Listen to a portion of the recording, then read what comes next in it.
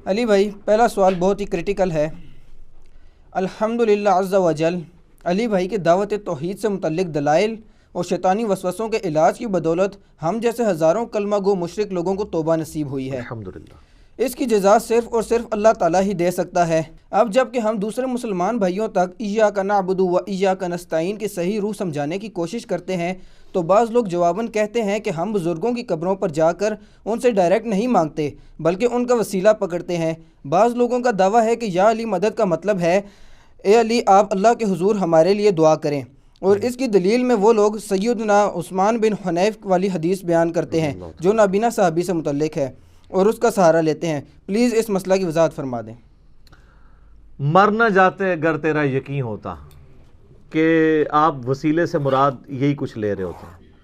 آپ نے یہ جو اب وسیلے کی ڈیفینیشن چینج کر دی ہے اور اسی طریقے سے استعانت کو اور استمداد کو وسیلے کے ساتھ مکس کر دیا ہے، تو یہ آپ کس کو دھوکہ دے رہے ہیں؟ یہ سیدنا عثمان ابن حنیف رضی اللہ تعالیٰ عنہ وعلیہ السلام کی جو مشہور حدیث ہے جامعہ ترمذی میں اور سنن ابن ماجہ کے اندر، اس کو تو میں بعد میں ڈسکس کروں گا۔ تمہیداً میں عرض کروں بات شروع کرنے سے پہلے کہ نہ میں وابی نہ میں بابی، میں ہوں مسلم علمی کتابی۔ نہ ہم سو کالڈ وہابی ہیں، کوئی علمی بات کرے اسے وہابی کہہ دیتے ہیں، اور نہ ہم بابوں کا دفاع کرنے والے بابی ہیں، ہم علمی کتابی مسلم ہیں۔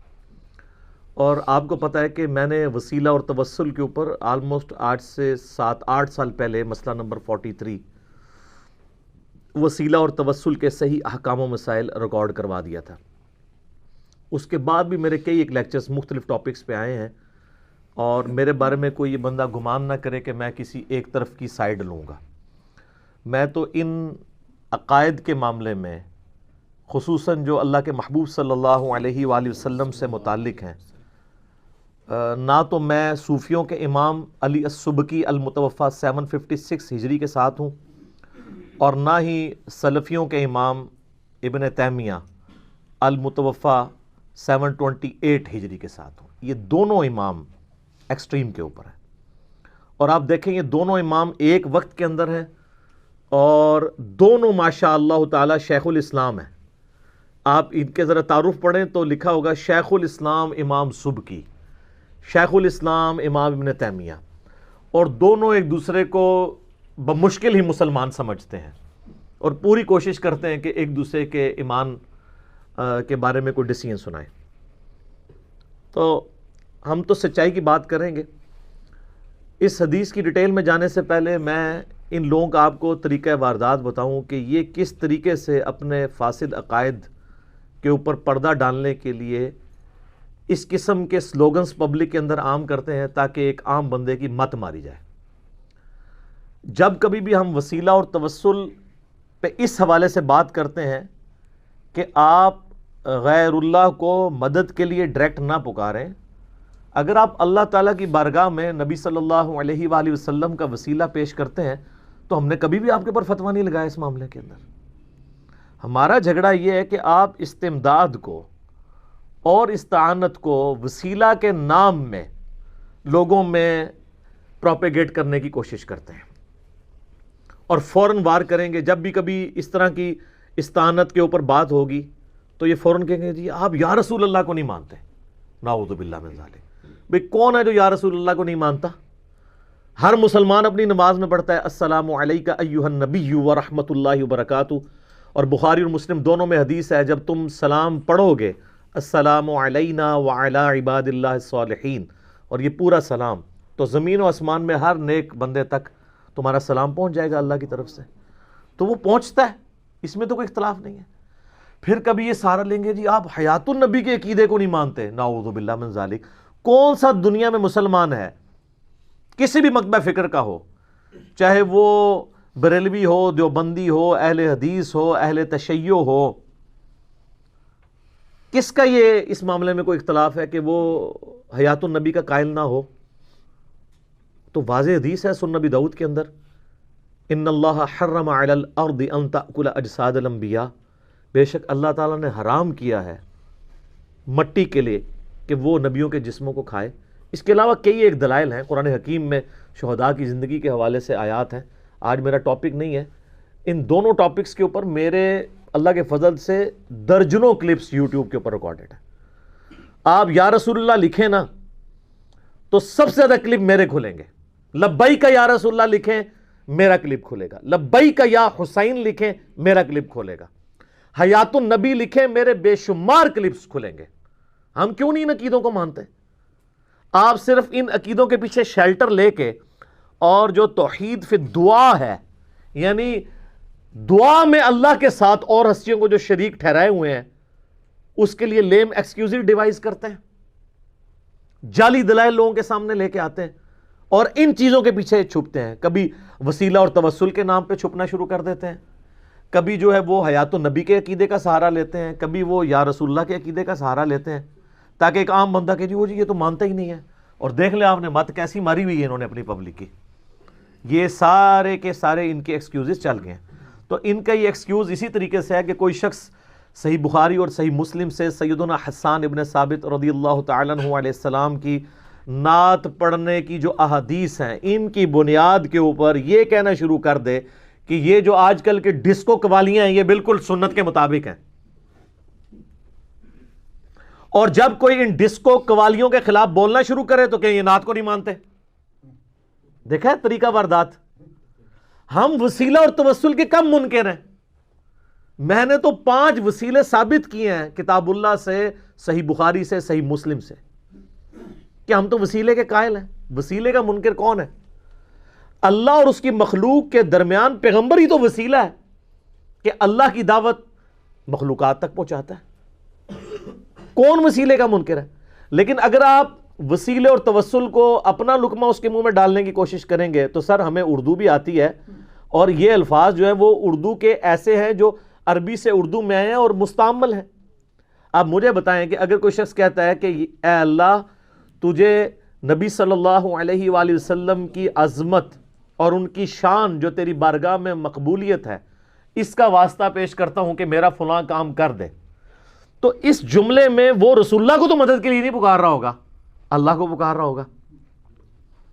اسی طریقے سے اگر کوئی کہتا ہے کہ اے اللہ مولا علی رضی اللہ تعالیٰ عنہ علیہ السلام کو جو تو نے مرتبہ دیا ہے، میں اس کا وسیلہ تیری بارگاہ میں پیش کرتا ہوں کہ تو میرا یہ مسئلہ حل کر دے، تو اس میں وہ مولا علی کو تو نہیں مدد کے لیے پکار رہا. اب جب ہم کہتے ہیں آپ یا رسول اللہ مدد یا علی مدد یا شیخ عبد القادر جیلانی مدد کیوں کہتے ہیں؟ وہ کہتے ہیں جی ہم تو توسل اختیار کرتے ہیں. تو ہمیں توسل میں اور استعانت میں، وسیلے میں اور استمداد میں فرق نہیں آتا. آپ ڈائریکٹ کہہ رہے ہوتے ہیں یا علی مدد. اب آپ نے اس کی ڈیفینیشن بدل لی ہے کہ یا علی مدد کا مطلب یہ نہیں ہے کہ علی ہماری مدد کرے گا، بلکہ یہ ہمارا عقیدہ ہے کہ ہماری بات مولا علی تک پہنچے گی، مولا علی اللہ کے حضور سفارش کریں گے اور اللہ ہماری مصیبت حل کرے گا. اور سر اس کو یا علی مدد نہیں کہتے، اسے کہتے ہیں اللہ تجھے علی کا وسیلہ، علی کا واسطہ. اب دو چیزوں کو یہ مکس کر رہے ہیں. ہم نے اس طرح کے وسیلوں کے اوپر کبھی بھی فتویٰ نہیں لگایا، لیکن جب آپ استعانت اور استمداد ڈائریکٹ شروع کر دیتے ہیں تو پھر ہم آپ کو کہیں گے کہ آپ یہ جو تعلیمات امت کے اندر پھیلا رہے ہیں یہ کتاب و سنت کی تعلیمات کے 100% منافی ہیں، اور کتاب و سنت میں بالکل اس کی کوئی گنجائش نہیں ہے. اب آپ لاکھ بہانے کریں کہ نہیں جی نہیں اصل مطلب یہ ہوتا ہے، بیچ میں یہ ہوتا ہے، اوپر سے یہ نظر آ رہا ہوتا ہے. سر عقیدہ جو ہے نا وہ قطعی الدلالہ ہونا چاہیے. یہ نہیں ہے کہ سامنے آپ نے پوسٹر کوئی اور لگایا ہوا ہے اور اندر آپ کوئی اور چیز. اور ویسے ان کا بھی قصور نہیں، یہ کر رہے یہی کچھ ہی ہیں. مسجدوں میں اہل سنت والجماعت لکھا ہوا ہے، اور نماز نہ سنت کے مطابق پڑھ رہے ہیں نہ صحابہ کی جماعت کی سنت کے مطابق پڑھ رہے ہیں. باہر لکھا ہوا ہے اہل سنت والجماعت. جب اتنا بڑا پوسٹر لگا کے پیچھے ان کا جعلی سودا چل رہا ہے تو عقیدوں کا بھی جعلی سودا آپ بیچیں گے. اگر کوئی شخص شراب کی بوتل کے بعد روح افزا یا جام شیریں یا نورس لکھ دیتا ہے تو لکھتا رہے، اندر تو جو چیز ہے وہی موجود ہے. تو یہ ان کے جھوٹے طریقے ہوتے ہیں جس کے ذریعے لوگوں کو دھوکہ دینے کی کوشش کرتے ہیں. تو میں ان سے ریکویسٹ کروں گا کہ اللہ سے ڈریں اور استعانت کو، استمداد کو وسیلے اور توسل کے ساتھ مکس نہ کریں. آج میرا ٹاپک نہیں، ورنہ میں اس پہ بھی 1 گھنٹہ کم از کم فی البدی بول سکتا ہوں. میں نے بڑی محنت کر کے 2 لیکچرز ریکارڈ کروا دیے ہیں. پہلا لیکچر ہے مسئلہ نمبر 3، دعا صرف اللہ ہی سے، استمداد کے لیے، استعانت کے لیے اپروپریٹ میں نے ورڈ جو ڈیوائز کیا، دعا صرف اللہ ہی سے، ایاک نستعین کی اپروپریٹ ٹرانسلیشن۔ یہ آلموسٹ 1.25 گھنٹے کا لیکچر ہے۔ جتنے اشکالات ہیں ان کے دھوکے وہ میں نے اس میں ریزالو کیے ہیں، یہاں تک کہ جو آخری ان کا سب سے بڑا دھوکہ ہے کہ جی شرک تو ختم ہی ہو چکا ہوا ہے، اس کا بھی میں نے جواب دیا ہے بخاری اور مسلم کی روشنی میں۔ اور اس کے اوپر میں نے ایک ریسرچ پیپر بھی لکھا ہے، دعا صرف اللہ ہی سے۔ ہماری ویب سائٹ ahlsunnatpak.com پہ جائیں، 8 صفحوں کا وہ PDF ہے، ڈاؤن لوڈ کریں، اس کو پڑھیں۔ اور اگر آپ نے ہارڈ کاپی منگوانی ہے تو آپ ہماری اکیڈمی میں روزانہ صبح 9 سے لے کے شام 5 بجے تک رابطہ کر سکتے ہیں، +92 کے کوڈ کے ساتھ، اور پاکستان سے کریں گے تو ڈائریکٹ کریں گے 032159000162 ہمارے اکیڈمی کا نمبر ہے۔ تو یہ ریسرچ پیپرز آپ منگوائیں، فری ڈاؤن لوڈ کریں آپ ویب سائٹ سے، اور اس کو پڑھیں، ان کے سارے اشکالات کے میں نے جوابات دیے ہیں۔ اور اسی کی ایکسٹینشن ہے مسئلہ نمبر 43، وسیلہ اور توسل کے صحیح احکام و مسائل۔ اور یہ وہ لیکچرز ہیں جو آج سے 6 7 8 سال پہلے کے ریکارڈ ہوئے ہیں، اور یہ جو اب نئی نئی باتیں ہم پبلک کے سامنے لے کے آ رہے ہیں نا، ویسے ایک لیکچرز کا فائدہ ہو گیا ایک، وہ آپ کو پتہ ہے جب مسیلمہ کذاب نے دعوی نبوت کیا، اس کے بعد ایک عورت نے دعوی نبوت کیا، پھر ایک اور مرد نے دعوی نبوت کیا، تو حضرت ابوبکر اور عمر کے درمیان ایک ڈسکشن ہے جو عمر سیریز میں انہوں نے فلمائی ہے۔ حضرت ابوبکر کہتے ہیں کہ مزے کی بات دیکھو کہ نبی علیہ السلام نے جو حجۃ الوداع کے موقع پہ کہا تھا نا کہ اب شیطان اس بات سے مایوس ہو چکا ہے کہ عرب کی سرزمین میں اس کی عبادت کی جائے، تو وہ نظر آ رہا ہے کہ نبی علیہ السلام دنیا سے گئے ہیں، دوبارہ بت پرستی کوئی شروع نہیں کروا رہا، جھوٹے نبی ہونے کا ہی دعویٰ کر رہا ہے، بت پرستی ختم کر دی اللہ کے نبی نے، الحمدللہ۔ تو اللہ کے فضل سے ہماری ویڈیوز کی برکت سے کم از کم یہ شرم و حیا ان کو آ گئی ہے۔ اب یہ وسیلے اور توسل کہہ رہے ہیں، نہیں ہم کب کہتے ہیں مولا علی ہمارے مشکل کشا ہے، ہم تو کہتے ہیں یا علی مت کا مطلب ہے وہ اللہ سے کہیں گے، اللہ کرے گا۔ تو یہ کتنا بڑا فائدہ ہے، اللہ ایک سٹیپ تے طے کراتا ہے نا، اللہ تک تے پہنچ گئے نا۔ ہوں یا علی مدد کا مطلب ہی انہوں نے بدل دیتا ہے، یا شیخ عبد القادر جیلانی کا مطلب ہی بدل دیا ہے، وہ کہتے ہیں اس کا مطلب آپ کو سمجھ نہیں ہے، ہم کب کہہ رہے ہیں کہ یہ مشکل کشا ہے، اللہ ہی سے مدد مانگ رہے ہیں، ہم تو کہتے ہیں ان سے ہم ریکویسٹ کریں گے، وہ پھر اللہ سے کہیں گے، پھر اللہ مسئلہ حل کرے گا، پیچھے اللہ ہی ہے۔ ٹھیک ہے، تو میں سمجھتا ہوں کہ اس پہ اللہ کا شکر ادا کرنا چاہیے، اور ایک دفعہ جھوم کے کہنا چاہیے کہ نہ میں وہابی نہ میں بابی، میں ہوں مسلم علمی کتابی۔ کم از کم اس دعوت حق کی برکت سے یہ چیز تو پبلک کے سامنے آئی ہے نا کہ سچائی کیا ہے، اور اس کو آپ ایک عام فہم زبان میں سمجھ لیں۔ ہمیں اس بات سے کوئی جھگڑا نہیں ہے کہ مولا علی کو اختیار ہے یا نہیں ہے، شیخ عبد القادر جیلانی رحمۃ اللہ علیہ کو اختیار ہے یا نہیں ہے۔ ہمارا جھگڑا یہ ہے کہ اگر ان ہستیوں کو اختیار اللہ نے دیا بھی ہو تب بھی ان کو نہیں پکار سکتے مدد کے لیے، مدد کے لیے وہ پکاریں جتنا مرضی، لبیک یا رسول اللہ کہیں، آپ لبیک یا حسین کہیں، محبت کا اظہار کریں، کوئی مسئلہ نہیں ہے، مدد کے لیے نہ پکاریں جو سامنے آپ کے موجود نہیں ہے۔ پھر آپ ایاک نعبد و ایاک نستعین کی وائلیشن کریں گے۔ اس کو مثال سے سمجھیں، بارش کون برساتا ہے؟ اللہ۔ ڈیوٹی کس کی ہے؟ فرشتوں کی۔ لیکن اگر ہم بارش فرشتوں سے مانگیں گے شرک ہو جائے گا۔ سر آپ لاکھ کہتے ہیں ڈیوٹی لگائی ہوئی ہے، کوئی مسلمان کبھی کسی فرشتے سے نہیں بارش مانگتا۔ اور سر اگر آپ اسباب کے اوپر آتے ہیں تو سب سے بڑا مشکل کشا اسباب میں تو سورج ہے، سورج ختم ہو جائے تو زمین پہ زندگی ختم ہو جائے۔ دنیا میں موسموں کا بدلنا، پودوں کا اپنی خوراک تیار کرنا، اس خوراک کو جانوروں کا کھانا، پودوں کی اپنی زندگی، ہماری زندگی ساری ڈیپینڈنٹ ہے سورج کے اوپر۔ تو کوئی کہتا ہے المدد یا سورج میری مدد فرما، تو یہ جھگڑا ہی نہیں ہے۔ اگر اختیار ہو تب بھی کیا فرق پڑتا ہے؟ او جی غیر اللہ سے مدد کیا ممکن ہے؟ قرآن میں آیا جی وَاسْتَعِينُوا بِالصَّبْرِ وَالصَّلَاةِ، نماز اور صبر کے ذریعے مدد چاہو، کس کی؟ اللہ کی۔ یا یہ کہو کہ المدد یا نماز میری مدد فرما، المدد یا صبر میری مدد فرما، نہیں۔ اسی آیت کے اندر آگے جا کے آتا ہے، اسی آیت میں ان اللہ مع الصابرین، بے شک اللہ تعالیٰ صبر کرنے والوں کے ساتھ ہے۔ تو صبر اور نماز کے ذریعے بھی اللہ کی مدد مانگنی ہے، ظاہری اسباب آپ اختیار کریں. یہ بیٹھے میں ان کو کہتا ہوں مجھے پانی پلا دے, ٹھیک ہے, ظاہری سبب ہے, قرآن میں حکم ہے وَتَعَاوَنُوا عَلَى الْبِرِّ وَالتَّقْوَى وَلَا تَعَاوَنُوا عَلَى الْإِثْمِ وَالْعُدْوَانِ, نیکی اور پرہیزگاری کے کاموں میں ایک دوسرے کی مدد کرو, برائی میں الگ رہو. ظاہری اسباب تو حکم ہے ہم اس کے اوپر کہ اس کو اڈاپٹ کرنا ہے, لیکن یہی بندہ سامنے موجود نہ ہو, یہ بغداد میں ہو, وہاں بھی قبر کے اندر ہو, اور میں کہوں جی مجھے پانی پلا دو, تو اب وہی بات وہی جملہ صرف فریم آف ریفرنس بدلنے سے ایاک نستعین کی وائلیشن ہو جائے گی. یہ پروٹوکول اللہ ہی کا ہے کہ آپ دعا میں صرف اللہ ہی کو پکار سکتے ہیں, اللہ کے سوا کسی کو نہیں پکار سکتے. یہ کلیئر کٹ مسئلہ ہے, یہ بہت سینسٹیو ٹاپک ہے. میں اس کے اوپر اتنے دلائل میں نے رکھے ہوئے ہیں جو میں نے ڈسکس کیے ہیں مسئلہ نمبر 3 کے اندر اور سچ پیپر نمبر 3 کے اندر. دعا صرف اللہ ہی سے, جسے شوق ہے تو اسے دیکھے. آ چکے ایک اسپیسیفکلی یہ سوال سیدنا عثمان ابن حنیف رضی اللہ تعالیٰ عنہ کی حدیث سے متعلق ہوا, جس کی انہوں نے غلط انٹرپریٹیشن کی. یہ حدیث صرف اور صرف وسیلہ اور توسل سے ریلیٹڈ تھی, اس میں کوئی استعانت استمداد کچھ ثابت نہیں ہوتا, کوئی گھسیٹ کے بھی کرنے کی کوشش کرے. یہ حدیث جامعہ ترمذی میں بھی موجود ہے, یہ حدیث سنن ابن ماجہ میں بھی موجود ہے, اور یہ حدیث مشکات المصابیح میں دوسری جلد کے اندر دعاؤں والے چیپٹر کے اندر ہے کہ نبی علیہ السلام نے ایک دعا تعلیم کی ایک صحابی کو. یہ مشکات المصابیح میرے ٹیبل پہ رکھی ہوتی ہے, اس کی دوسری جلد میں اگر آپ آئیں تو جامع دعاؤں کا بیان, اس کی جو تیسری فصل ہے اس میں انٹرنیشنل نمبر کے مطابق مشکات میں 2495 ہے, ترمذی میں یہ ہے 3578, اور سنن ابن ماجہ میں یہ حدیث موجود ہے.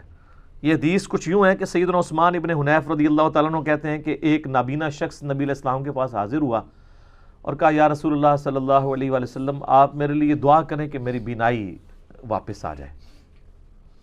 آپ علیہ السلام فرمایا کہ اگر صبر کر لو تو اچھا ہے, اور اگر تم چاہتے ہو میں دعا کر دیتا ہوں.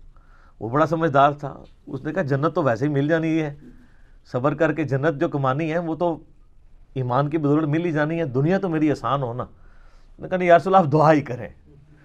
تو آپ نے پھر فرمایا کہ تم اس طرح کرو, وضو کرو, اس کے بعد 2 رکعت نفل پڑھو اللہ کے حضور, اور پھر یہ دعا کرو اللہم انی اسألک واتوجہ الیک بنبیک محمد صلی اللہ علیہ وآلہ وسلم, اے اللہ میں تجھ سے سوال کرتا ہوں اور تیری طرف متوجہ ہوتا ہوں اپنے نبی کے ذریعے محمد صلی اللہ علیہ وآلہ وسلم, نبی الرحمہ جو کہ نبی رحمت ہے.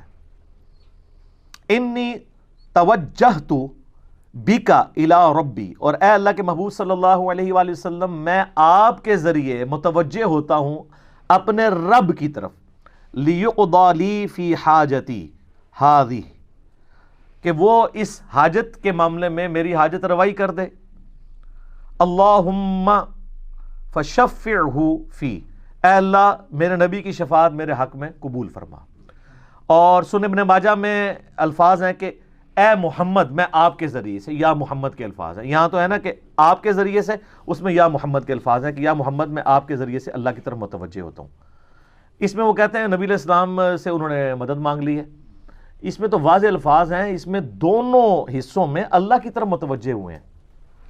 دیکھیں وہ پہلی دعا کر رہے ہیں اے اللہ میں تیری طرف متوجہ ہوتا ہوں تیرے نبی کے ذریعے سے, ان کے وسیلے سے, اور اے اللہ کے رسول میں آپ کے وسیلے سے اللہ سے مانگتا ہوں. تو اس میں استمداد کہاں سے ہو گئی؟ یہ تو وسیلہ اور توسل ہے. اور وسیلہ اور توسل کے بارے میں یہ جو ایکسٹریم رویہ امام نے تیمیہ نے اختیار کیا, ہم اس کے ساتھ ایگری نہیں کرتے.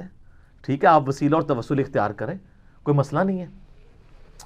اور اس کو سپورٹیو ایک حدیث بھی ہے جس کی صحت میں اختلاف ہے, لیکن چونکہ ایک بہت بڑے امام طبرانی جنہوں نے یہ حدیث نقل کی ہے, المتوفا 360 ہجری, جو امام حاکم نیشا پوری کے استاد ہیں, المتوفا 405 ہجری. امام طبرانی نے کتاب لکھی المعجم الکبیر, طبرانی کی کتاب, اس میں یہی حدیث ایک دوسری فارم میں آئی ہے. اگرچہ اہل حدیث اس میں تھوڑا اختلاف کرتے ہیں, لیکن امت کی اکثریت اس کی صحت کے اوپر اتفاق کرتی ہے, امام طبرانی خود بھی. میں ان بحثوں میں نہیں پڑتا, میں اس حدیث کو صحیح مانتے ہوئے بات کر رہا ہوں. اس میں یہ ہے کہ سیدنا عثمان غنی رضی اللہ تعالیٰ عنہ کے دور میں ایک شخص حضرت عثمان کے پاس گیا اور کہا کہ جی میرا مسئلہ ہے، تو وہ اپنی حکومتی مصروفیت کی وجہ سے اس کی طرف متوجہ نہیں ہوئے، تو وہ شخص پھر سیدنا عثمان بن حنیف کے پاس آیا اور کہا کہ جی اس طرح حضرت عثمان تو میری بات ہی نہیں سن رہے ہیں۔ تو حضرت عثمان بن حنیف نے کہا کہ میں تمہیں ایک دعا سکھاتا ہوں۔ میں نبی علیہ السلام کی خدمت میں موجود تھا، ایک نابینا شخص آیا تھا، اس کی بھی حاجت کا مسئلہ تھا، تو اس کو بھی دعائے حاجت نبی علیہ السلام نے تعلیم فرمائی تھی، تو وہی دعا میں تمہیں سکھاتا ہوں۔ تو انہوں نے یہی والی دعا، اے اللہ میں تیرے نبی کے وسیلے سے تیری طرف متوجہ ہوتا ہوں، اور اے اللہ کے رسول میں آپ کے وسیلے سے اللہ کی طرف متوجہ ہوتا ہوں، اے اللہ میرے نبی کی شفاعت میرے حق میں قبول فرما۔ ٹھیک ہے، تو یہ انہوں نے دعا کی، نبی علیہ السلام کو مدد کے لیے تو نہیں پکارا کہ یا رسول اللہ مدد، انظر حالنا، آپ میری مشکل کشائی کریں، اللہ کی طرف متوجہ ہوئے۔ یہ دعا اسی طریقے سے 2 نفل کے بعد پڑھوائی تو حضرت عثمان کی طرف سے بلاوا آ گیا، انہوں نے مسئلہ حل کر دیا۔ تو حضرت عثمان بن حنیف کا وہ پھر شکریہ ادا کرنے کے لیے آیا، تو انہوں نے کہا یہ دعا میں نے تمہیں سکھائی ہے، اس دعا کی برکت سے یہ ہوا ہے۔ وہ کہتے ہیں جی یہ دیکھیں جی، اس دعا سے ثابت ہو گیا کہ نبی علیہ السلام کو آپ مدد کے لیے پکار سکتے ہیں۔ سر اگر مدد کے لیے ہوتا تو یہاں ہوتا اغثنی یا رسول اللہ، المدد یا رسول اللہ، کہیں موجود ہے؟ وہ دعا کے طور پہ انہوں نے تعلیم کیا ہے، ٹھیک ہے آپ کریں، ہمیں کوئی اعتراض نہیں ہے۔ نبی علیہ السلام کو مدد کے لیے تو اس میں نہیں پکارا، کہا ہے کہ اے اللہ کے رسول آپ کے وسیلے سے متوجہ ہوتا ہوں، اللہ تعالیٰ ہماری بات پہنچا دے، اس میں کوئی اختلاف نہیں ہے۔ ہم تو یہ بھی مانتے ہیں کہ سنن نبی داؤد میں صحیح سند کے ساتھ حدیث ہے، جب کوئی شخص میری قبر پہ آ کے سلام عرض کرتا ہے، اللہ میری روح لوٹا دیتا ہے، میں اس کے سلام کا جواب بھی دیتا ہوں۔ وہ اللہ کا معاملہ ہے، یہ سارے معاملات برزخی ہیں۔ لیکن اس کو دنیاوی اگر کہیں گے تو پھر میں آپ سے کہوں گا کہ اس سلام کا جواب ہم سنتے تو کوئی نہیں ہے۔ اگر وہ دنیاوی ہو تو ہم سن بھی رہے ہوں، ہمارا پہنچنا بھی برزخی ہے، آپ علیہ السلام کی روح کا لوٹنا بھی برزخی ہے، اور اس کا جواب دینا بھی برزخی ہے۔ وہ اس ٹائم اینڈ سپیس کی چیز نہیں ہے۔ لیکن یہ اس کو حقیقی اور حصی بنانا شروع کر دیتے ہیں، اس حوالے سے وہاں سے اختلاف شروع ہو جاتا ہے۔ تو سر یہ اس حدیث سے مجھے بتائیں، استعانت کو یا استمداد کو گھسیٹ کے ثابت کرنا، تو میں اس کے اوپر وہی بات کروں گا کہ یہ اسی طریقے سے ہے جیسے کوئی جو ہے وہ نعت کے فضائل کے ذریعے ڈسکو قوالیاں ثابت کرنا شروع کر دے۔ وہ دو الگ چیزیں ہیں۔ آپ صرف کسی چیز کے، میں نے پہلے بھی کئی دفعہ عرض کیا کہ ہمارے سب کانٹیننٹ کا کلچر ہے کہ وہ 10 لکھا ہوتا ہے نا، تو ایک صفر لگاتا ہے ایک بزرگ آ کے، اس کو 100 بناتا ہے۔ ایک اور بزرگان دین میں سے ایک بزرگ آتا ہے، وہ کہتا ہے نہیں صفر میرا بھی لگا لو، کرتے کرتے وہ لاکھ بن جاتا ہے۔ 10 سے بات شروع ہوتی ہے اور وہ لاکھوں تک پہنچ جاتی ہے۔ جتنی بات ہے اتنی رکھیں۔ اور یہ سیدنا عثمان بن حنیف رضی اللہ تعالیٰ عنہ کا فہم ہے کہ انہوں نے اس دعا کو نبی علیہ السلام کی وفات کے بعد بھی ایز اے دعا تعلیم کیا ہے۔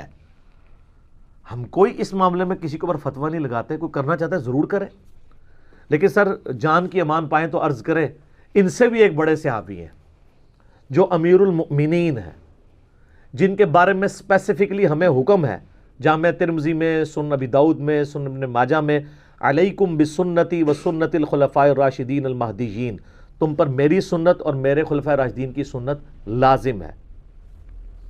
جب کبھی ایک خلیفہ راشد اور ایک عام صحابی کی سنت آپس میں کو ٹکرائے گی، ہم پریفریبل خلیفہ راشد کو فالو کریں گے، دوسرے صحابی پہ ہم فتویٰ نہیں لگاتے، نعوذ باللہ۔ ہم کبھی نہیں جرت کریں گے کہ ہم حضرت عثمان ابن حنیف کو کبھی معاذ اللہ بدعتی کہنا شروع کر دیں یا نعوذ باللہ، ایسی بات نہیں۔ لیکن سر وہ بھی تو پبلک کو بتائیں۔ یہ روایت تو طبرانی میں ہے، دور کی کتاب میں، کیونکہ جو ترمذی اور ابن ماجہ میں وہ تو آپ علیہ السلام کی مبارک زندگی والی دعا ہے، جو بعد والا واقعہ ہے وہ تو اس میں موجود نہیں ہے، وہ تو طبرانی میں ہے۔ اور جو صحیح بخاری کے اندر تھا وہ یہ چھپاتے ہیں، اور چھپاتے ہیں تو اس کے اندر بھی بیان بھی کرتے ہیں تو ڈنڈی مارتے ہیں۔ اور وہ ہے صحیح بخاری میں انٹرنیشنل نمبر کے مطابق 1010 نمبر حدیث، 1010 کتاب الاستسقاء چیپٹر کے اندر۔ سیدنا عمر فاروق رضی اللہ تعالیٰ عنہ کے زمانے میں قحط پڑ گیا، تو وہ آپ صلی اللہ علیہ وآلہ وسلم کے چچا عباس ابن عبد المطلب کو اللہ کے حضور لے کر آئے دعا کے لیے، اور انہوں نے دعا کیا کہ انا کنا نتوسل الیک بنبینا صلی اللہ علیہ وآلہ وسلم، بے شک اے اللہ ہم پہل تیرے نبی کا توسل اختیار کیا کرتے تھے، تو تو ہم پہ بارش نازل فرماتا تھا، اب ہم تیرے نبی کے چچا کو لے کے آئے ہیں پس ہم پہ بارش نازل فرما ان کی دعا کی برکت سے. تو انس بن مالک کہتے ہیں بارش نازل ہو جاتی. تو یہ وسیلہ شخصی سامنے موجود دعا کروائی. اب سیدنا عمر نے یہ کیوں کہا کہ پہلے ہم نبی علیہ السلام کو وسیلہ شخصی کے طور پہ لاتے تھے, یعنی ان سے دعا کرواتے تھے, اب ہم ان سے کروا رہے ہیں. تو آج کا کوئی پاکستانی عاشق رسول ہوتا تو وہ سیدنا عمر سے سوال کرتا کہ نبی علیہ السلام کی وفات کے بعد کیا آپ ان کی عظمت کے منکر ہو گئے؟ اب کیوں نہیں ان کا وسیلہ پیش کر رہے؟ اب ان کی قبر پہ جا کے آپ کیوں نہیں نبی علیہ السلام سے کیوں نہیں ریکویسٹ کر رہے؟ یہ کہتے ہیں نا, کسی کی جرت تھی وہ کہتا. ہاں, یہ 1400 سال بعد تو کہا جا سکتا ہے, یہ بڑا آسان ہے. تو سیدنا عمر فاروق رضی اللہ تعالیٰ عنہ علیہ السلام نے امت کو یہ عقیدہ سمجھایا کہ یہ چیز پریفریبل ہے کہ آپ اللہ کے حضور ایسے شخص سے دعا کروائیں جو سامنے موجود ہو. اور اس سے بھی بڑھ کے سیدنا عمر سے تو کوئی ڈھکی چھپی بات نہیں تھی. صحیح مسلم میں ایک حدیث موجود ہے کہ ایک سفر کے دوران جب بارش قحط پڑا ہوا تھا, راستے میں پانی بھی اویلیبل نہیں تھا, صحابہ کرام نبی علیہ السلام کے ساتھ سفر کر رہے تھے, تو سیدنا عمر نبی علیہ السلام کی خدمت میں حاضر ہوئے. کہا یا رسول اللہ, ہم نے بڑی مشکل سے تھوڑا تھوڑا پانی جمع کر کے ایک یہ پانی کا کٹورا جمع کیا ہے, اور اتنے صحابہ ہیں, آپ اس کے لیے دعائے برکت کر دیں تاکہ سارے سیراب ہو جائیں. جس طرح کہ بخاری مسلم میں آتا ہے کہ صلح حدیبیہ کے موقع پر جابر بن عبداللہ کہتے ہیں رضی اللہ تعالیٰ عنہ علیہ السلام کہ نبی علیہ السلام نے ایک پانی کے برتن میں انگلیاں رکھی تو آپ کے مبارک انگلیوں سے پانی کے چشمے جاری ہوئے. 1500 صحابہ نے وضو کیا, پانی پیا, جانوروں کو پلایا اور سٹور بھی کر لیا. اور جابر بن عبداللہ کہتے ہیں اللہ کی قسم ہم 1,00,000 بھی ہوتے نا وہ پانی زیادہ تھا. تو یہ معجزہ ظاہر ہوا.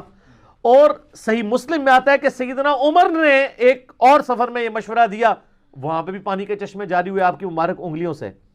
تو سیدنا عمر کو تو یہ بات پتا تھی کہ نبی علیہ السلام کی انگلیوں سے پانی کے چشمے جاری ہوتے ہیں, تو وہ سیدھا قبر رسول پہ کہتے ہیں یا رسول اللہ آپ اپنا مبارک ہاتھ باہر نکالیں, میں یہ پانی کا کٹورا لے کے آیا ہوں. تو آپ حیات النبی کا ہمارا عقیدہ ہے جو کہ وہ بعد والے لوگ رکھیں گے, ایک وہ ہے جو صحابہ کا عقیدہ اور ہمارا عقیدہ ہے, ایک بعد والوں کا ہے, تو آپ نکالیں اس کٹورے میں ہاتھ رکھیں تو سر یہ پانی کے چشمے جاری ہو جائیں گے. یہ تو انہوں نے کوئی نہیں کیا, ان سے حدیثیں ڈھکی چھپی تو نہیں تھی. وہ سمجھتے تھے کہ نبی علیہ السلام کے بعد, ان کی وفات کے بعد اب ہماری ان کے ساتھ اس طریقے سے کمیونیکیشن پاسبل نہیں ہے. ہاں, آپ کے بابوں نے واقعات پھر لکھے ہیں, وہ فضائل اعمال کے اندر جو فضائل درود چیپٹر ہے اور فضائل حج والا, اس میں لکھا ہوا ہے کہ 555 ہجری میں, اور یہی واقعہ فضائل سنت کے اندر بھی لکھا ہوا ہے, یعنی دونوں بھاری جماعتوں نے, بریلویوں نے اور دیوبندیوں نے اپنی ٹیکسٹ بکس میں لکھا ہے کہ 555 ہجری میں شیخ احمد رفاعی جو ہے وہ حج کے لیے جب آئے اور پھر روزہ شریف پہ حاضر ہوئے, نبی علیہ السلام کی وفات کے آلموسٹ 550 سال کے بعد 90,000 لوگوں کی موجودگی میں انہوں نے قبر رسول پہ اشعار پڑھے اور کہا جب میں مصر میں تھا تو میری روح آستانہ اقدس کے اوپر حاضری دیا کرتی تھی, آج جسموں کے ملاپ کی باری آئی ہے, میں خود آ گیا ہوں, تو اپنا مبارک ہاتھ باہر نکالیں. وہ کہتے ہیں 90,000 لوگوں کی موجودگی میں نبی علیہ السلام نے نعوذ باللہ من ذالک قبر سے ہاتھ باہر نکالا, انہوں نے قبر کو بوسہ دیا اور ساتھ دکھا کہ ان جو منظر دیکھنے والوں میں شیخ عبد القادر جیلانی کا نام بھی ذکر کیا جاتا ہے. شیخ عبد القادر جیلانی کو پتہ بھی نہیں ہونا کہ میرا بھی نام ذکر کیتا جاتا ہے. جھوٹ. یہ صحابہ کے ساتھ کیوں نہیں ایکسپیرینس ہوئے ہیں؟ بہت بڑا واقعہ جس سے امت دو ٹکڑے ہو گئی ہے, سقیفہ بنی ساعدہ والا. مولا علی اور سیدنا ابوبکر کا جو اختلاف تھا بیعت کے معاملے میں, 6 مہینے مولا علی نے بیعت نہیں کی ہے. کسی صحابی کے دماغ میں بھی یہ بات نہیں آئی کہ قبر رسول سے جا کے فیصلہ کروا لیتے ہیں کہ آپ کا سکسیسر کون ہے. ان کو پتا تھا نبی علیہ السلام کے ساتھ اب ہم یہ کمیونیکیشن نہیں کر سکتے, صراط والسلام ہمارا پہنچتا ہے, یہ کام نہیں کریں گے. پھر اما عائشہ 47 سال اس حجرہ میں رہی ہیں جس حجرے کے اندر نبی علیہ السلام کی مبارک قبر ہے. کوئی ضعیف روایت دکھائیں کہ اما عائشہ کہیں کہ میری نبی علیہ السلام کے ساتھ قبر پہ ملاقات ہوئی ہے. ان سے زیادہ لاڈلا کون تھا؟ شیخ احمد رفاعی زیادہ لاڈلا ہے. پھر وہ مولانا جامی اور پتہ نہیں کون کون سے واقعات انہوں نے شعر و شاعری کے مشہور کیے میں. پھر جب سیدہ عائشہ جنگ جمل کے لیے نکلی ہیں، بعد میں جو ان کو اپنے اس سفر کے اوپر شرمندہ ہونا پڑا، اس وقت نبی علیہ السلام مبارک قبر سے ہاتھ نکال کے اما عائشہ کو جانے سے ہی روک لیتے کہ عائشہ نہ جاؤ. کوئی واقعہ نہیں ہوا. یہ بعد والے پتہ نہیں کہاں سے واقعات نقل کرتے ہیں. اور پھر جب کوئی بات کرے اسے کہتے ہیں آپ حیات النبی کو نہیں مانتے. ہم حیات النبی کو بھی مانتے ہیں، لیکن آپ والا عقیدہ نہیں. ہم صحابہ کرام اور اہل بیت والا عقیدہ مانتے ہیں، رضی اللہ عنہم اجمعین وعلیہم السلام اجمعین. تو آپ دیکھیں انہوں نے کیسی کیسی چلاکیاں بنائی ہوئی ہیں.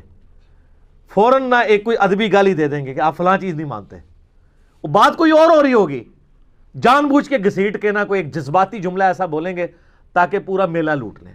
لیکن سر یہ پرانی باتیں، پرانے بزرگ، پرانے دلائل اور پرانے بانے. کیوں؟ کیونکہ اب تو جگہ جگہ ندا ہے کہ نہ میں وابی نہ میں بابی، میں ہوں مسلم علمی کتابی. علمی کتابیں تو ہم پھر اسی لیے پھر میں کہتا ہوں نا کہ بابوں کا خدا اور ہے اور کتابوں کا خدا اور. یہ دیکھ لیں ساری کتابی باتیں ہو رہی ہیں، اور یہ کتابیں اللہ کے فضل سے کوئی میں نے نہیں بنائی ہوئی ہیں، یہ اہل سنت کی ایگریڈ اپون کتابیں ہیں. اور میں نے کوئی یہ کسی غار سے جا کے دریافت نہیں کی ہیں، موجود تھیں آپ کے مدرسوں کے اندر تھیں، جس کے نوٹس آپ کاٹ کاٹ چھانٹ کے پڑھایا کرتے تھے اور اپنے مطلب کی چیزیں بیان کرتے تھے، دوسری بیانیں نہیں کرتے تھے. اب پبلک کے سامنے آئی ہیں تو ان کو ہاتھ پاؤں پڑ گئے. تو آپ یہ دیکھیں گے کس طریقے سے دھوکہ دیتے ہیں. وسیلہ اور توسل کا سہارا لے کر استمداد ثابت کرتے ہیں اور استعانت ثابت کرنے کی کوشش کرتے ہیں. میرا خیال ہے جب یہ ہماری ویڈیو پبلکلی لوگوں کے سامنے آئے گی نا، لوگوں کو پتہ چل جائے گا ان کے دھوکے ہے کیا ہیں. اور آپ دیکھیں جب کبھی کوئی اس طرح کا دھوکہ سامنے لے کے آتے ہیں نا، میرے تک جب فیڈ بیک کے طور پہ بات پہنچتی ہے نا، میں وہ دھوکہ پھر اس کو ایڈریس کر دیتا ہوں تاکہ آئندہ کے لیے کوئی اس حوالے سے مس چیف نہ کر سکے. اب میں اپنے ایمان کے اظہار کے لیے عرض کروں، اللہ کے نبی علیہ السلام آج اگر دنیا میں موجود ہوں، واللہ ہم اپنا ہر مسئلہ رسول اللہ کے پاس لے کے جائیں. صحابہ کرام لے کے جاتے تھے. کیا دین کا مسئلہ، کیا دنیا کا مسئلہ آپ کے سامنے لے کے جائیں. لیکن جب نبی علیہ السلام دنیا سے تشریف لے گئے، اس کے بعد کبھی صحابہ کرام علیہم رضوان اپنے مسئلوں کے لیے، خصوصاً وہ مسئلہ جو آپ کے سکسیسر کا تھا کہ خلیفۃ الرسول کون ہے، وہ نہیں لے کے گئے. سیدہ فاطمہ کا باغ فدق والا مسئلہ ہوا، وہ بھی سیدنا ابوبکر کے پاس آئیں. وہ ایک معاملہ میرا اس کے اوپر ریکارڈڈ ہے. قبر رسول پہ حاضر نہیں ہوئی، نہ انہوں نے کہا کہ ابوبکر آؤ قبر رسول پہ جاتے ہیں، وہاں سے جا کے فیصلہ کرواتے ہیں. کسی کے دماغ میں بھی یہ عقیدے نہیں تھے جو بات کے لوگوں نے بنایا ہے. تو اب میں صرف سمجھانے کے لیے بات کر رہا ہوں، اس کو کوئی برا نہ مانے، لیکن بعض اوقات اس لیول پہ اتر کے مجھے بات سمجھانی پڑتی ہے کہ سر صحیح بخاری میں حدیث ہے کہ ایک صحابی تھے سیدنا عبداللہ ابن عتیق رضی اللہ تعالیٰ عنہ. ان کو نبی علیہ السلام نے ایک ڈیوٹی سونپی. اس ڈیوٹی سے واپسی پہ انہوں نے قلعے کی دیوار سے چھلانگ لگائی، اس کی وجہ سے ان کی پنڈلی کی ہڈی ٹوٹ گئی. پنڈلی کی ہڈی سر ٹوٹ جائے نا تو 6 مہینے تو کم از کم آپ بیڈ ریسٹ کے اوپر ہیں. پلسٹر بھی لگاؤ، بڑی مشکل سے وہ ریکوری ہوتی ہے. نبی علیہ السلام کی خدمت میں حاضر ہوئے. اس حدیث میں آتا ہے کہ جب ہڈی ٹوٹ گئی تو انہوں نے اپنی پگڑی کھول کے اپنی ٹانگ کو وقتی طور پہ باندھ لیا. نبی علیہ السلام کے پاس حاضر ہوئے اور بتایا کہ یا رسول اللہ جو آپ نے ڈیوٹی لگائی تھی میں نے پوری کر دی ہے. سر دیکھ لیں، ہم کہتے تو پہلے جا کے بات کرتے یا رسول اللہ دیکھو تواڈے پیچھے لت پروا لیجیے سی. نبی علیہ السلام نے خود ان سے استفسار فرمایا کہ یہ کیا ہوا ہے؟ کہ یا رسول اللہ اس طرح میری ٹانگ ٹوٹ گئی. آپ فرمایا ادھر کرو. مبارک ہاتھ پھیرا. وہ کہتے ہیں اللہ کی قسم اس طرح میری ہڈی ہوگی کہ کبھی ٹوٹی ہی نہیں تھی. سبحان اللہ. سر یہ میڈیکل سائنس میں امپاسبل ہے، یہ معجزہ ہے، یہ آیتن ہے، یہ اللہ کی نشانی ہے. تو یہ میرا عقیدہ ہے کہ نبی علیہ السلام دنیا میں موجود ہوں تو میں اپنے دینی، دنیاوی، جسمانی، روحانی، ظاہری، باطنی ہر مسئلہ آپ سے جا کے حل کرواؤں گا. بالکل ٹھیک ہے. لیکن جب نبی علیہ السلام قبر مبارک کے اندر چلے گئے، اللہ کی جنتوں میں چلے گئے، اب آپ کمیونیکیشن درود و اسلام کے حوالے سے تو ہے، باقی معاملات اگر لے کے جائیں گے تو پھر میں سمجھانے کے لیے عرض کر رہا ہوں اسی حدیث بخاری کی بنیاد کے اوپر کہ کون سا عاشق رسول ہے جو دنیا میں کروڑوں لوگوں کو اپنے عقیدے کا گرویدہ کرنے کے لیے اپنی پنڈلی کی ہڈی توڑوائے، اس کا ویزا مدینہ شریف کا ہم ارینج کر دیں گے، اور اس کے بعد وہ قبر رسول پہ حاضر ہو اور کہے کہ آپ نے تو عبداللہ ابن عتیق کی بھی جوڑی تھی، تو آپ قبر مبارک سے ہاتھ باہر نکالیں تو میں بھی آپ کا گناہگار امتی ہوں، اس پہ ہاتھ پھیریں یہ ٹھیک ہو جائے۔ کون سا عاشق رسول ہے جو یہ پنڈلی کی ہڈی توڑوانے کے لیے تیار ہے؟ اگر آپ کو فکر ہے کہ انجینئر صاحب کی ویڈیوز کی وجہ سے ہزاروں ہمارے جو فرقے کے لوگ ہیں وہ ہمارے فرقے کو چھوڑ کے چلے گئے ہیں، تو سر کوئی ایک بزرگ، کوئی ایک عالم دین، کوئی ایک شیخ الحدیث، کوئی ایک غوث وقت اپنی پنڈلی کی قربانی نہیں دے سکتا؟ لینا رسک تو پتہ چل جائے گا، ان کو بھی پتہ ہے کچھ نہیں ہونا، یہ پاسبل نہیں ہے۔ اور ساتھ ہی آپ کو کاؤنٹر کوشچن کر دیں گے جی اللہ سے کروا لیں۔ سر اللہ نے تو کبھی کہیں نہیں کہا ہوا، اللہ نے تو آپ کو اسباب کے ساتھ جوڑا ہے۔ ابرا کا لشکر ایک ہی دفعہ تباہ ہوا ہے نا، بعد میں یزید نے جو خانہ کعبے پہ چڑھائی کی تھی اس وقت تو اللہ تعالیٰ نے خانہ کعبے کی حفاظت نہیں نہ کی، دنیا بقدر ایفرٹ ہے۔ صحیح مسلم میں موجود ہے، غلاف کعبہ بھی شہید ہو گیا، اور صحیح بخاری کے اندر موجود ہے قرب قیامت میں ایک پتلی ٹانگوں والا حبشی کعبے کی اینٹ سے اینٹ بجا دے گا۔ تو اللہ نے کب کہا کہ ہر دفعہ میں حفاظت کروں گا؟ وہ آگ ایک ہی دفعہ ابراہیم علیہ السلام کے لیے ٹھنڈی ہوئی ہے نا۔ کئی صحابہ کرام رومن امپائر کے بیٹل فیلڈز کے اندر ان کو آگ کے کڑاؤں کے اندر تیل جلا کے اس کے اندر ان کو روسٹ کیا گیا، ان پہ تو کوئی ٹھنڈی نہیں ہوئی آگ۔ ایک دو واقعات کو لے کے آپ اس طرح پروپیگیٹ کرنا شروع کر دیتے ہیں، تو سر پھر ہم تو پھر اس لیول پہ اتریں گے نا کہ کون ہے جو اپنی یعنی یہ پنڈلی کی ہڈی کی قربانی دے اور یہ مسئلہ حل کرے۔ اس لیول پہ اتر کے بعض اوقات اس لیے سمجھانا پڑتا ہے کہ اس طرح کی بات کرنے سے جو بہت موٹے دماغ والے لوگ ہیں نا ان کو بھی بات سمجھ آ جاتی ہے۔ ہمارا مقصد کسی کو معاذ اللہ بے عزت کرنا نہیں ہوتا، ہمارا مقصد صحیح توحید لوگوں کو بیان کرنا ہے، ایاک نعبد و ایاک نستعین، کیونکہ یہ بہت سینسٹیو ایشو ہے۔ میں آپ کو مزے کی بات بتاؤں، 2011 یا 12 کی بات ہے، آج 29 دسمبر 2019 ہے، آلموسٹ سمجھ لیں 7-8 سال پہلے کی۔ اسلام آباد میں I-10 میں I-10 2 کے اندر ایک شیعہ بھائی تھے عالم دین، اب وہ فوت ہو چکے ہیں، اللہ تعالیٰ ان کی مغفرت کرے۔ ان کے ساتھ کے کچھ لوگ بھی 7-8 تھے، تو میں ان کے گھر میں مغرب کے بعد انہوں نے مجھے بلایا کہ چائے وغیرہ کٹھی پئیں گے، تو وہاں بیٹھا ہوا تو مجھے کہنے لگے انجینئر صاحب ہم آپ کے ساتھ اس بات پہ تو ایگری کرتے ہیں کہ یا علی مدد جو ہے نا وہ اس کی بجائے اللہ کو مدد کے لیے پکارنا چاہیے، لیکن یہ جو آپ آئے دن کہتے ہیں نا یا علی مدد کہنا شرک ہے، شرک نہ کہا کریں، ہم تو وسیلہ اور توسل وہی کہانیاں۔ تو میں نے ان کے سامنے سارے دلائل رکھے، انہوں نے کہا جی بتائیں قرآن میں یہ کہاں لکھا ہوا ہے کہ جو اللہ کے سوا کسی اور کو پکارے گا تو یہ شرک ہے؟ ایاک نستعین کا تو مطلب ہے اللہ ہی کو پکارتے ہیں، کہتے ہیں اس کا یہ مطلب تو نہیں کہ دوسرے کو نہیں پکارتے مدد کے لیے، پکارنا تو کوئی ایشو نہیں ہے، پکاریں آپ بے شک، لبیک یا حسین بھی کہیں، المدد یا حسین کہنے سے ہمیں اختلاف ہے۔ تو میں نے کہا جی قرآن میں ایک آیت ہے، آپ قرآن لے کے آئیں اور یہاں پہ جتنے لوگ بیٹھے ہیں یہ فیصلہ کریں گے جو میں اس کا فہم بیان کر رہا ہوں، ترجمہ بے شک آپ خود کر لیجئے گا، ان کو عربی آتی تھی، فارسی بھی آتی تھی، انگلش بھی، اردو بھی۔ تو کہنے لگے کون سی آیت ہے؟ میں نے کہا جی آپ پارہ نمبر 20، میں نے ان کے سامنے قرآن وہیں پہ منگوایا، میں نے کہا پارہ نمبر 20 کھولیں، پارہ نمبر 20 کے پہلے صفحے کے اوپر اللہ تعالیٰ نے سورہ النمل کی آیت نمبر ہے 62، اعوذ باللہ من الشیطان الرجیم، بسم اللہ الرحمن الرحیم، امن یجیب المضطر اذا دعاہ، بھلا بتاؤ تو کون ہے جو اضطراب اور پریشانی میں گھرے ہوئے شخص کی فریاد کو سنتا ہے جب وہ شخص اس کو پکارے، وَيَكْشِفُ السُّوءَ، اور وہ اس سے برائی دور کر دیتا ہے، وَيَجْعَلُكُمْ خُلَفَاءَ الْأَرْضِ، اور زمین پہ تمہیں اگلوں کا خلیفہ کرتا ہے، یعنی تمہارے ماں باپ مر جاتے ہیں تو تم مر جاؤ گے، تمہاری اولاد۔ اَإِلَٰهٌ مَّعَ اللَّهِ، کیا اللہ کے ساتھ کوئی اور الہ بھی ہے؟ قلیلا ما تذکرون، بہت ہی کم نصیحت تم پکڑتے ہو۔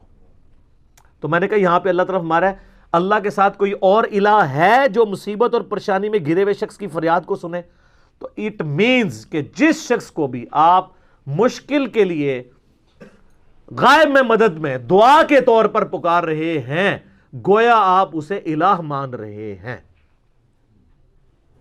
ویسے پکارنے کا کوئی جھگڑا نہیں ہے، یہ خام خواہ وہ بیچ میں یا رسول اللہ کو لے آتے ہیں، ہم تو لبیک کا یا رسول اللہ آج کی ڈیٹ میں بھی قائل ہیں، المدد نہ کہیں۔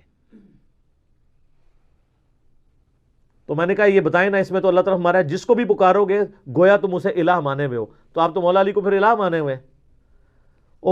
آئیں میں شاید شروع کر دی، لیکن وہاں جتنے 7-8 لوگ بیٹھے تھے انہوں نے کہا انجینئر صاحب بالکل ٹھیک کہہ رہے ہیں، اس کا کوئی جواب نہیں ہے، یہ واضح چیز ہے۔ سر یہ ایک آیت اتنی بھاری ہے، اکثر آپ کو کہتے ہیں نا قرآن میں یہ بتائیں کہ یا علی مدد نہیں کہنا چاہیے، سر یہ ہے۔ یا شیخ عبد القادر جیلانی مدد نہیں کہنا چاہیے، سر یہ ہے۔ اور کس طریقے سے آپ کو سمجھایا جائے؟ سورہ النمل آیت نمبر 62۔ لیکن جس کی قسمت میں ہدایت ہے اسی کو ملے گی۔ اب میں اس ٹاپک کو کنکلوڈ کرتے ہوئے آپ کو ایک بڑی مزیدار حدیث سناؤں۔ ایک حدیث اور 3 عقیدے، یہ بھی میں نے دریافت کی ہے بخاری اور مسلم سے اللہ کے فضل سے، اور اس نے بڑے مسئلے حل کیے ہیں۔ یعنی ہم نے اب یہ میں نے پمفلٹ لکھا ہے دعا صرف اللہ ہی سے، یا میرا ریسرچ پیپر کے بعد میرا لیکچر دعا صرف اللہ ہی سے آیا ہے۔ اس سے پہلے کس نے یہ والی حدیث پریزنٹ کر کے توحید کی دعوت کو اس طریقے سے پیش کیا ہو؟ یہ اللہ تعالیٰ کا کرم ہے۔ یہ حدیث صحیح بخاری میں بھی ہے، صحیح مسلم میں بھی ہے، کہ سیدنا عاصم بن ثابت انصاری رضی اللہ تعالیٰ عنہ کے بارے میں آتا ہے۔ 70 صحابہ کو دھوکے سے شہید کیا کافروں نے، اوپر سے کلمہ پڑھا اور کہا یا رسول اللہ ہم اسلام سیکھنا چاہتے ہیں، اپنے 70 بہترین افراد دے دیں۔ نبی علیہ السلام نے اپنے لائق ترین 70 سٹوڈنٹس دیے، قاری جو قرآن جانتے تھے، وہ ان کو لے گئے، دھوکے سے راستے میں شہید کر دیا۔ اسی پہ نبی علیہ السلام نے پھر 1 مہینے تک قنوت نازلہ بھی پڑھی تھی کافروں پہ، بد دعا کے طور پہ۔ تو بخاری اور مسلم دونوں میں آتا ہے کہ جب آخری جو صحابی تھے نا ان کو شہید کرنے لگے سیدنا عاصم بن ثابت انصاری رضی اللہ تعالیٰ عنہ، تو انہوں نے مرتے مرتے ایک دعا کی شہید ہوتے ہوئے۔ وہ دعا نقل ہوئی ہے بخاری اور مسلم دونوں میں، میں نے ریسرچ پیپر نمبر 3 دعا صرف اللہ ہی سے اس میں بھی ڈالی ہوئی ہے۔ اللہم بلغ عنا نبینا، اے اللہ ہمارے نبی کو ہماری خبر کر دے، ان تک یہ بات پہنچا دے۔ انا قد لقیناک فرضینا عنک، بے شک ہم تجھ سے ملاقات کر چکے ہیں اور ہم تجھ سے راضی ہیں اس تکلیف میں بھی، ورضیت عنا، اور تو ہم سے راضی ہے۔ وہی یا ایتھا النفس المطمئنہ ارجعی الی ربک راضیۃ مرضیہ، یہ وہی چیز موت کے وقت۔ صحیح بخاری کے الفاظ ہیں کہ نبی علیہ السلام نے فرمایا کہ تمہارے ساتھیوں کو دھوکے سے شہید کر دیا گیا، اور انہوں نے شہادت کے وقت یہ پیغام بھجوایا، اور ابھی ابھی مجھے جبرائیل نے خبر دی ہے، اللہ تعالیٰ نے جبرائیل کو میرے پاس بھیجا ہے کہ انہوں نے مرتے مرتے یہ دعا کی ہے۔ سر ایک حدیث میں 3 عقیدے بیان ہو گئے۔ نمبر 1، صحابہ کرام علیہم رضوان کا یہ عقیدہ تھا کہ نبی علیہ السلام کو مدد کے لیے نہیں پکارنا، اللہ سے کہنا ہے۔ مسئلہ استعانت کلیئر، ٹیکہ لاندے جاؤ۔ نمبر 2، مسئلہ علم غیب، ان کا یہ عقیدہ تھا کہ اللہ ہماری خبر ہمارے نبی کو کرے گا، ہم نے ڈائریکٹ رسول اللہ کو نہیں کہنا یا رسول اللہ دیکھ لیں آپ کے لیے جان دے رہے ہیں۔ اللہم بلغ، اے اللہ آپ پہنچا دیں۔ مسئلہ علم غیب بھی کلیئر۔ اور تیسرا مسئلہ حاضر و ناظر، وہ کہتے ہیں نہیں ہمارا عقیدہ ہے کہ نبی علیہ السلام، ہم کب کہتے ہیں نبی علیہ السلام ہر جگہ موجود ہے؟ نبی علیہ السلام مدینہ شریف کی قبر میں ہے، اور جس طرح سیٹلائٹ کے ذریعے پوری دنیا سے آپ دیکھتے ہیں وہ یہ سب کچھ نبی علیہ السلام دیکھ رہے ہیں۔ تو جو صحابہ کرام تھے ان کا تو یہ عقیدہ نہیں تھا، ورنہ تو کہتے اے اللہ کے رسول دیکھ لیں آپ کے لیے ہم جان دے رہے ہیں۔ ان کا اے اللہ ہمارے نبی کو ہمارے حال کی خبر کر دے۔ سر یہ ایک حدیث ہے، یہ مولانا شریف میں نہیں ہے، یہ صحیح بخاری میں بھی ہے، صحیح مسلم میں بھی ہے، جو انگریزوں کی لکھوائی ہوئی کتابیں نہیں ہیں، اگرچہ انگریزوں کے پرنٹنگ پریس پہ یہ چھپی ہیں۔ ہمارے بزرگان دین تو ایک پرنٹنگ پریس کیا ایک گھڑی بھی نہیں بنا سکے، یہ لادہ بات ہے معذرت کے ساتھ، لیکن کتابیں ہوئی ہیں جو آپ کے درسی نسخے ہیں نا ان میں بھی آپ، بلکہ اب تو مکتبۃ الشاملہ بن چکا ہے، یہ الفاظ لکھیں آپ کے حدیث سامنے آ جائے گی۔ انشاءاللہ ہماری ویڈیو اپلوڈ ہوگی، ہم ایک ایک حدیث کی جو انٹرنیشنل نمبرنگ ہے نا جو چل رہی ہے اس وقت دنیا میں، اسلام 360 میں یا مکتبۃ الشاملہ میں یا سنہ.com میں یا PDF جو اویلیبل ہے، ایک ایک نمبرنگ ڈسپلے کریں گے. اگر یہ حدیثیں نہیں نکلتی ہیں تو آپ ہمیں آگے پکڑیں، اور اگر نکلتی ہیں تو پھر کنوں پکڑنا ہے جا کے؟ بابیاں نو. نہیں، شہید نہیں کرنا بابوں کو، نہیں شہید نہیں کرنا. ہم تو چاہتے ہیں کہ جو بچ گئے ہیں بابے، یہ شہادت کی بجائے اعلان حق کریں اور سچائی کی دعوت کو قبول کریں، اور ایک دفعہ اگر وہ جھوم کے کہہ دیں کہ نہ میں بابی، نہ میں بابی، میں ہوں مسلم علمی کتابی، اور ایک اور بات بھی ساتھ کہیں کہ کتابوں کا خدا اور ہے اور بابوں کا خدا اور، تو سر ضروری ہے کہ مارنا ہی ہے؟ اگر کوئی رجوع کرتا ہے مارنے کی ضرورت نہیں ہے، تو وہ ہم مارنے والے تو ہے نہیں ہے نا، ہم تو مار کھانے والے ہیں. ہم گالیاں دینے والے نہیں ہیں، گالیاں کھانے والے ہیں. ٹھیک ہے، اللہ کا شکر ہے الحمدللہ.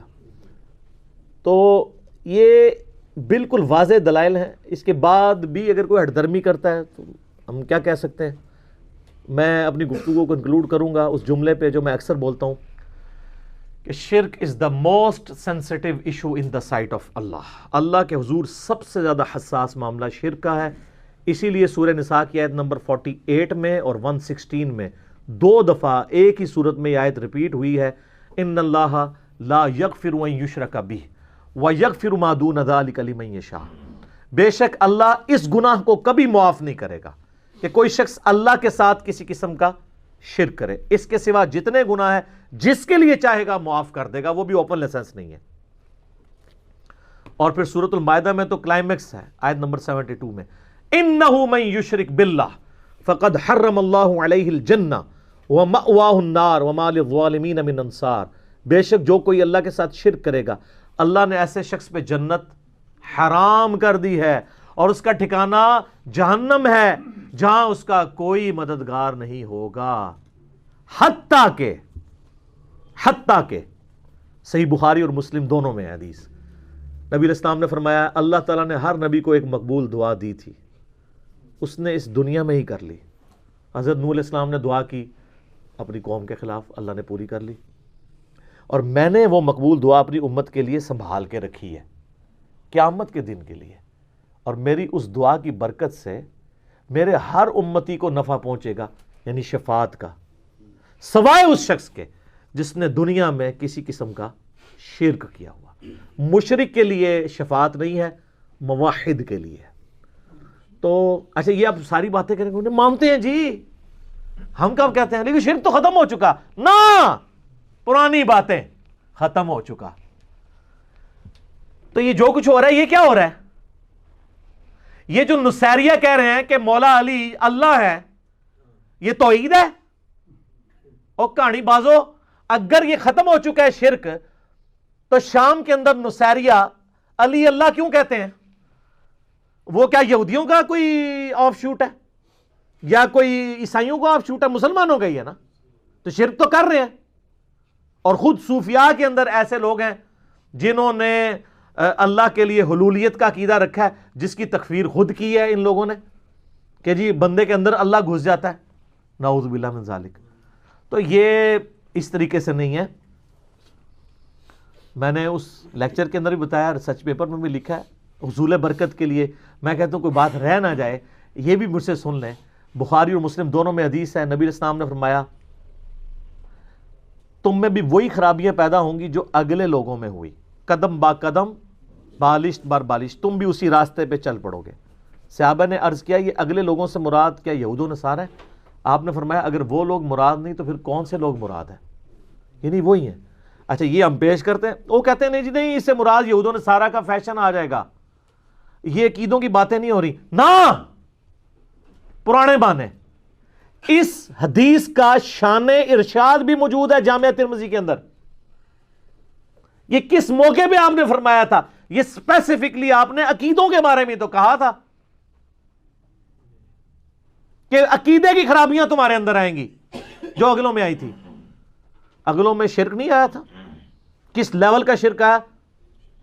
اتخذوا احبارهم ورهبانهم اربابا من دون اللہ، سورہ توبہ آیت نمبر 31. یہود و نصارہ نے تو اپنے بزرگوں اور جوگیوں کو اپنے علماء اور جوگیوں کو، یہ اعلیٰ حضرت کا ترجمہ ہے، علماء اور جوگیوں کو یعنی صوفیوں کو اپنا رب مان لیا تھا اللہ کے مقابلے پہ۔ یہ شان ارشاد بھی سن لیں، جامعہ ترمذی میں ذات انوات والی حدیث ہے، نبی علیہ السلام غزوہ حنین کے موقع پہ ایک جگہ سے گزرے، وہاں پہ ایک درخت تھا جسے ذات انوات کہا جاتا تھا، وہاں پہ مشرکین عرب اپنا اسلحہ لٹکا کے جایا کرتے تھے، ٹچ کرتے تھے، تھوڑی دیر لٹکاتے تھے، آگے جاتے تھے، اور یہ عقیدہ تھا کہ اس کی برکت سے اللہ تعالیٰ ہمیں جنگ میں فتح دے گا۔ تو جب وہاں سے صحابہ کرام گزرے، اور میچورٹی کا آپ لیول دیکھ لیں کہ بھئی غزوہ حنین جو ہے وہ 8 ہجری میں ہوئی ہے، یعنی نبی علیہ السلام کی دعوت کو 20 سال گزر چکے ہوئے ہیں، آپ کے یہ وفات سے 3 سال پہلے کا واقعہ ہے۔ یہ شرک اتنی بری چیز ہے، کس طریقے سے حملہ آور ہوتی ہے، کیونکہ شیطان ہے نا پیچھے۔ تو صحابہ نے کہا اے اللہ کے رسول آپ بھی ہمارے لیے کوئی درخت مقرر کر دیں کہ ہم بھی وہاں پہ اسلحہ لٹکائیں برکت کے لیے۔ ہائے ہائے ہائے، امام الموحدین صلی اللہ علیہ وآلہ وسلم نے کہا سبحان اللہ، محذوف تھا عما یشرکون، اللہ پاک ہے یہ کیا بات تم نے کر دی، اور تم نے تو آج وہی بات کر دی جو موسیٰ علیہ السلام کے ماننے والوں نے کی تھی، جب وہ 12 قبیلوں کا لشکر 50 ہزار کا 6 لاکھ کا لشکر، اور 6 لاکھ صحابہ تھے، وہ تابعین تبع تابعین نہیں۔ سورۃ الاعراف آیت نمبر 138 میں آتا ہے جب وہ اس ایک قوم کے پاس سے گزرے جو کہ بتوں پہ دھیان کیے ہوئے اعتکاف کیے ہوئے بیٹھے تھے، تو موسیٰ علیہ السلام سے ان کے ساتھیوں نے کہا آپ بھی ہمارے لیے اللہ کا کوئی بت مقرر کر دیں، ہم اس پہ دھیان کریں، اعتکاف کریں۔ تو حضرت موسیٰ علیہ السلام نے کہا تھا سبحان اللہ، اللہ پاک ہے، اس جاہل قوم کے اگینسٹ میں اللہ کی پناہ میں آتا ہوں، یہ کیا عقیدہ انہوں نے رکھا ہوا ہے۔ تو آپ علیہ السلام نے فرمایا تم نے بھی موسیٰ کے ماننے والوں والی حرکت کی ہے، پھر آپ نے فرمایا تم میں بھی وہی خرابیاں پیدا ہوں گی جو اگلوں میں پیدا ہوئی، قدم با قدم، بالشت بر بالشت، حتیٰ کہ اگلے لوگوں میں سے کوئی گوہ کے سوراخ میں داخل ہوا۔ تو یہ جو شان ارشاد ہے اس حدیث کا، وہ یہود و نصارہ کے فیشن کے اوپر نہیں ہے، بلکہ یہود و نصارہ کے عقائد کے اوپر ہے۔ تو جن لوگوں نے یہ کہانی بنائی او جی شرک ختم ہو گیا، اچھا شرک ختم ہو گیا، نبی علیہ السلام کی وفات کے وقت صحابہ کرام کی کیا ٹینشن ہے؟ بخاری اور مسلم دونوں میں حدیث موجود ہے کہ نبی علیہ السلام کی جب وفات کا وقت قریب آیا، اما عائشہ کہتی ہیں کہ نبی علیہ السلام بار بار اپنی تکلیف کی وجہ سے چہرہ مبارک سے چادر ہٹاتے تھے، پاس پانی کا ایک پیالہ رکھا تھا، اپنا جسم تر کرتے تھے بخار کی گرمائش کو ٹھنڈا کرنے کے لیے، اور بار بار یہ جملہ بولتے تھے لعن اللہ یہود والنصارى، اللہ کی لعنت ہو یہودیوں پر اور نصرانیوں پر، اتخذوا قبور انبیاءہم مساجدہ، انہوں نے اپنے نبیوں کی قبروں کو سجدہ گاہ بنا لیا تھا۔ یہ حدیث یہاں ختم نہیں ہوتی ہے، اما عائشہ کہتی ہیں کہ اگر مجھے یہ ڈر نہ ہوتا کہ لوگ رسول اللہ کی قبر پہ سجدے شروع کر دیں گے تو میں اپنے حجرے کی دیوار گرا دیتی اور اوپنلی زائرین کی زیارت کے لیے قبر رسول کو چھوڑ دیتی، لیکن مجھے ڈر تھا کہ حضور ہمیں ڈرا رہے تھے۔ اچھا سیدہ عائشہ کو تو ڈر تھا، سیدہ عائشہ کو کوئی آج کا 14ویں صدی کا مولوی کہتا نا کہ آپ کیوں ٹینشن لے رہی ہیں، شرک تو ختم ہو چکا ہوا ہے۔ اگر یہ ختم ہو چکا ہے تو یہ صحیح بخاری میں حدیث کیوں ہے کہ نبی علیہ السلام نے فرمایا کہ دیکھنا میری شان کو اس طرح بلند نہ کرنا جس طرح نصارہ نے اپنے پیغمبر کی شان کو بلند کیا تھا، میں اللہ کا بندہ اور اس کا رسول ہوں، مجھے اللہ کا بندہ اور اس کا رسول ہی کہنا۔ کسی صحابی نے کیوں نہیں کہا یا رسول اللہ یہ شرک تو ختم ہو چکا ہے، آپ کو کیا ٹینشن ہے اس معاملے میں، کیوں آپ ڈرا رہے ہیں ہمیں؟ تو یہ صحیح مسلم میں یہ حدیث کیوں ہے کہ جس کے جنازے میں 40 ایسے بندے شریک ہوں جو شرک نہ کرتے ہوں تو ان کی شفاعت اس شخص کے حق میں قبول کر لی جائے گی۔ بھئی جنازے میں شریک ہی وہی ہوتا ہے جو مسلمان ہوتا ہے، اس کا مطلب ہے کہ مسلمان کلمہ کو مشرک بھی ہو سکتا ہے۔ یہ بے شمار دلائل ہیں، میں نے اس ریسرچ پیپر میں لکھے ہیں، دعا صرف اللہ ہی سے، اور مسئلہ نمبر 3 دعا صرف اللہ ہی سے، اس میں بھی بیان کیا۔ نبی علیہ السلام کی الموطا امام مالک میں حدیث ہے، آپ علیہ السلام دعا کرتے تھے اللہم لا تجعل قبری وثنا یعبد، اے اللہ میری قبر کو ایسا بت نہ بننے دینا کہ لوگ اس کی عبادت شروع کر دیں۔ یار اللہ کے نبی کتنے حریص علیکم بالمؤمنین رؤوف الرحیم ہے، اپنی قبر کو بت کے ساتھ تشبیہ دے دی صرف بات سمجھانے کے لیے، ورنہ وہ تو قبر ایسی ہے کہ ہمارے ماں باپ ہماری نسلیں قربان ہو جائیں اس قبر مبارک کے اوپر۔ لیکن کہا ہے اللہ میری قبر کو بت نہ بننے دینا. سنن نبی داؤد میں حدیث ہے, نبی علیہ السلام فرمایا میری قبر پہ میلہ نہ لگانا. تم دنیا کے کسی بھی حصے میں درود پڑھو گے نا میرے تک پہنچ جائے گا, درود کی غرض سے بھی میلہ نہ یہاں پہ لگانا. یہ ہے پیغمبر وقت کی ٹینشن. بخاری اور مسلم میں حدیث ہے, نبی علیہ السلام کی وفات کے دن تھے قریب, اور سیدہ عائشہ کہتی ہیں کہ حضور کی 2 بیویاں ام سلمہ اور ام حبیبہ آپس میں ڈسکشن کر رہی تھی کہ جب ہم وہ حبشہ گئے تھے تو ہم نے وہاں ماریا نام کا ایک گرجا دیکھا تھا جہاں پہ کچھ تصویریں لٹکی ہوئی تھی, اور نبی علیہ السلام کے بالکل آخری دن چل رہے تھے. آپ بیماری کی حالت میں یہ بات سننی تھی کہ آپ علیہ السلام نے اپنے چہرے مبارک سے چادر ہٹا کے کہا کہ یہی تو ان کی خرابی تھی, جب ان کا کوئی نیک بندہ یا نبی فوت ہو جاتا تھا وہ اس کی قبر کے اوپر تصویریں لٹکا دیتے تھے اور پھر وہاں پہ سجدے شروع کر دیتے تھے. قیامت والے دن یہ بدترین مخلوق بنا کے اٹھائے جائیں گے جو نبیوں اور بزرگوں کی قبروں پہ سجدے کرتے تھے.